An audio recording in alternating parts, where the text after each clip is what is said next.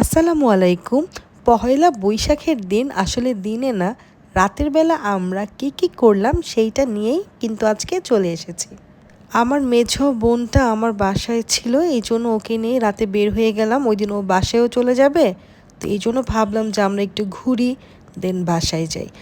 এবার ঈদ বলেন আর বৈশাখ দুইটাই আমাদের খুব ঝামেলার মধ্যে গিয়েছে, মানে অনেক টেনশনের মধ্যে গিয়েছে। কারণ ঈদের দিন যে কি অবস্থা ছিল আমার ছেলের, সেইটা আমি আরেকটা ভিডিওতে আপনাদেরকে দেখাবো।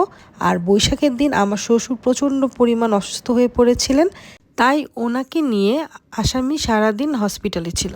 তারপর বাচ্চাদের বায়নাতে কিন্তু আমরা রাতের বেলা বের হয়ে গিয়েছি। আমরা কিন্তু অলমোস্ট রাতে 12টার দিকেই বের হয়েছিলাম। বাসার পাশেই যেহেতু সংসদ ভবন, আর ওইখানে যেহেতু আলপনা হয়, তাই সবাই মিলে ওখানেই চলে গিয়েছিলাম। ব্যাপারটা হচ্ছে যে আমরা সবসময়ই আগের দিন রাতে যাই, কিন্তু এবার আর যাওয়া হয়নি বাচ্চারা অসুস্থ থাকার কারণে। তো আমরা চলে গেলাম ঘুরতে ঘুরতে চিলক্সে।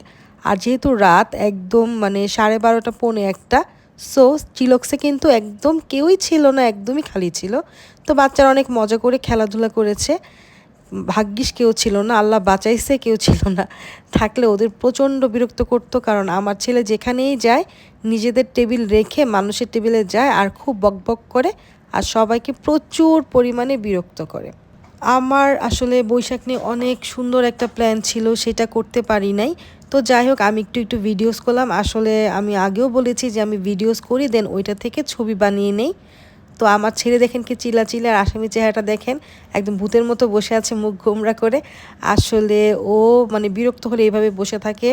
আর এছাড়া ওর অনেক ক্ষুধাও মনে হয় পেয়েছিল, কারণ সন্ধ্যাবেলায় হসপিটাল থেকে এসে একটু খেয়েছিল, অল্প একটু।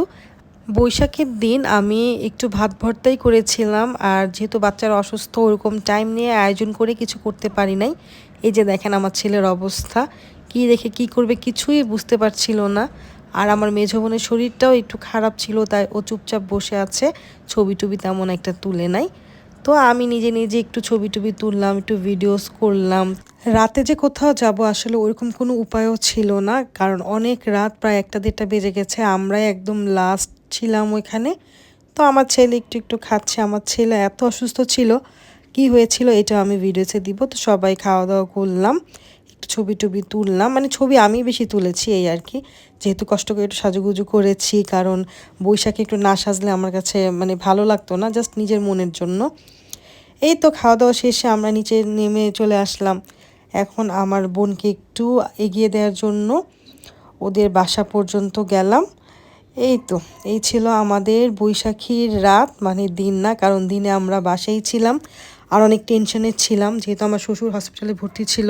তো কি হবে বা ডাক্তার কি বলবে, এটা নিয়ে আমরা আসলে অনেক টেনশনের মধ্যে ছিলাম। তো এই ছিল আজকের মতো। আল্লাহ হাফেজ।